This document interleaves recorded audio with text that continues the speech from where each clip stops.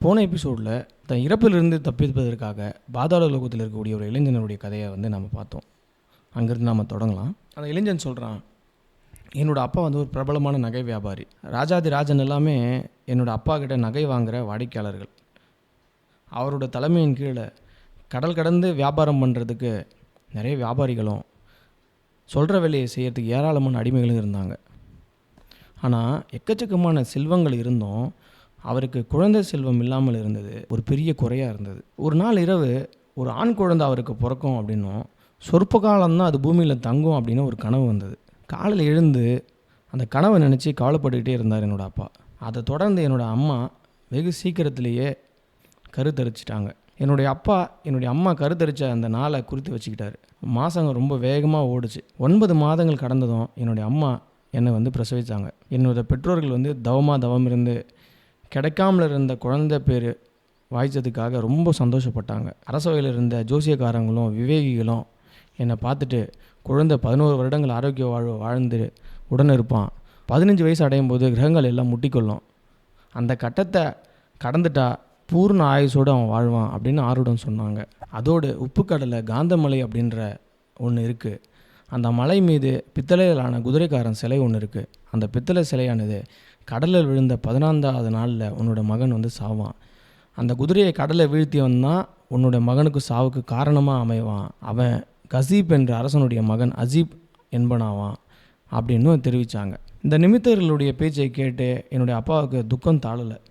தன்னோட துயரத்தை மறைச்சிக்கிட்டு எனக்கு 15 வயசு வரை நல்ல கல்வி போதித்து சிறு தூசம் என் மேலே பட்டுடாமல் கண்ணை பாதுகாப்பது போல் என்னை காப்பாற்றி வந்தார். 10 நாளைக்கு முன்பு மலையில் நின்ற குதிரைக்காரன் சில அஜீப் என்பனால் கடலில் வீழ்த்தப்பட்டு விட்டது அப்படின்ற செய்தி என்னுடைய அப்பாவோட காதில் வந்தது. அதுலேருந்து எங்கள் அப்பா பைத்தியம் பிடித்தவர் போல் ஆகிட்டார். சாப்பாடு தூக்கம் இல்லாமல் என்னை பற்றியே எப்போதும் கவலைப்பட ஆரம்பித்தார். என்னை விட்டு பிரிந்து போய்விடுமோ அப்படிங்கிற யோசனையில் அவர் ஆழ்ந்துட்டு இருந்தார். ஆருடப்படி அஜீப் என்னை கொன்று விடுவான் அப்படிங்கிற பயத்தில் என்னோடய அப்பா எனக்கு இந்த வீட்டை கட்டி கொடுத்து 50 நாட்களுக்கு தேவையான எல்லா சாமான்களையும் கப்பலில் ஏற்றி இங்கே கொண்டு வந்துட்டார். இதுவரை 10 நாட்கள் போயிடுச்சு. கிரகங்கள் சந்தித்து கொள்வதுக்கு இன்னும் 40 நாட்கள் இருக்குது. அந்த கிரகதசை முடிஞ்சிட்டா என் தந்தை என்னை திரும்ப கூட்டிக்கிட்டு போயிடுவார். இதுதான் நான் வெளியுலகத்தில் தனிமைப்பட்டு கிடப்பதற்கான காரணம் அப்படின்னு அவன் சொல்லி முடிக்கிறான். அதை கேட்டதுக்கப்புறம், நான் தான் அஜீப் காசிப்பினுடைய மகன், நான் தான் குதிரைக்காரனை கடலில் எரிஞ்சேன், ஆனால் இந்த இளைஞனை நான் கொல்ல போகிறதில்ல அப்படின்னு எனக்கு நாளே சொல்லிக்கிட்டேன். அப்புறம் அந்த இளைஞனை பார்த்து, தீமையிலிருந்தும் மரணத்திலிருந்தும் நீ பாதுகாக்கப்படுவ, நீ கவலைப்படவோ பயப்படவோ அவசியம் இல்லை, நான் 40 நாட்களும் உன்னோட அருகில் இருந்து உன்னோட வாட்டத்தை போக்கி உன்னை மகிழ்ச்சியாக வச்சுக்குவேன், நீ வீடு திரும்பவும் உனக்கு உதவி செய்வேன், நான் வீடு திரும்புவதற்கு நீ உதவி செய், கடவுள் உனக்கு அதற்கான நற்கூலியை தருவார் அப்படின்னு அவனிடத்தில் ஆறுதல் மொழிகள் பேசினேன். நான் பேசிய ஆறுதலான வார்த்தைகள் அவனுக்கு ரொம்ப இதமாக இருந்தது. நானும் அவனோட சேர்ந்து குதூகலமாக அரட்டடிக்க ஆரம்பித்தேன். இரவு முழுக்கும் பேசிக்கிட்டு இருந்தோம். ஒவ்வொரு நாள் காலையிலும் அவன் உடலை சுத்தப்படுத்தி கொண்டு பிரார்த்தனை செய்ய வாசனை திரவியங்கள் கலந்த நீரை எடுத்துகிட்டு வந்து தூங்கிட்டு இருக்கிற அவனை மெதுவாக தட்டி எழுப்புவேன். அவனும் நான் கொடுக்க வெந்நீரால் தன் முகத்தை கழுவிக்கிட்டு எனக்கு நன்றி சொல்லுவான். நான் கசீப்பின் மகனான அஜீப்பிடமிருந்து முழுவதுமாக தப்பித்த பிறகு எனது தந்தையிடம் சொல்லி உமக்கு தகுந்த வெகுமதிகளை நான் பெற்றுத்தருவேன் அப்படின்னு தன்னோட நன்றி உணர்ச்சி அடிக்கடி வெளிப்படுத்திக்கிட்டே இருப்பான் அந்த இளைஞன். நானும் பதிலுக்கு நன்றிகளை சொல்லிவிட்டு, இறைவன் உனக்கு முன்னதாகவே எனக்கு அருள் புரியட்டும் அப்படின்னு அவனிடம் நான் சொன்னேன். இரவு முழுக்க சதுரங்க விளையாடப்படி வேடிக்கை பேச்சுகளில் ஈடுபட்டோம். எனது எஜமானியை இப்படியே நாளும் பொழுது இன்பமாக போச்சு. அவன் மேலே எனக்கு தனி வாஞ்சியே பிறந்தது.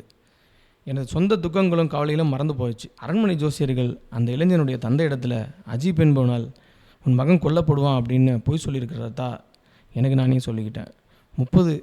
39 நாட்கள் அவனுக்கு தேவையான விஷயங்களை பாக்கி இல்லாமல் செய்து அவனை எந்த கவலையும் அண்ட விடாமல் பார்த்துக்கிட்டேன்.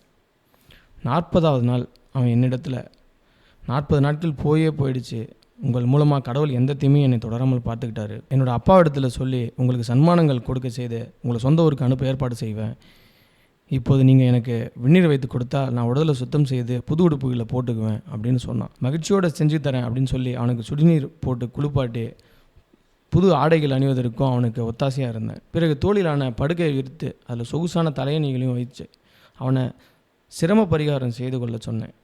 அவனும் உயரமாக சாய்ந்து கொண்டு, சகோதரா, பழச்சாறில் சர்க்கரையிட்டு குடிப்பதற்கு தித்திப்பாக தந்தால் நல்லது என்றான். நானும் பழுத்த தண்ணீர் பழத்தை எடுத்து பழத்தை நறுக்குவதற்கு கத்தியை காணாதனால அவனோட கத்தி எங்கே அப்படின்னு கேட்டேன். எனக்கு தலைக்கு மேலே இருக்க மாடக்குழியில் கத்தி இருக்கு, எடுத்துக்குங்க அப்படின்னு அந்த இளைஞன் சொன்னான். நான் அவனை சற்று நேரம் நகர சொல்லிவிட்டு அவன் கை காட்டி திசையில் உயரத்தில் இருந்த கத்தியை அதன் உரையிலிருந்து வேகமாக உருவி எடுத்தேன். எடுத்த அவசரத்தில் வழவழப்பான தோல் விரிப்பில் நின்றிருந்த என்னுடைய கால்கள் தடுமாறி வழுக்கிட நானும் சாய்ந்த மரம் போல் கையில் கத்தியோட அந்த இளைஞன் மேல் விழுந்துட்டேன். ஸோ பிறகு என்ன நடந்தது அப்படிங்கிறத நம்ம அடுத்த எபிசோடில் பார்க்கலாம். நன்றி.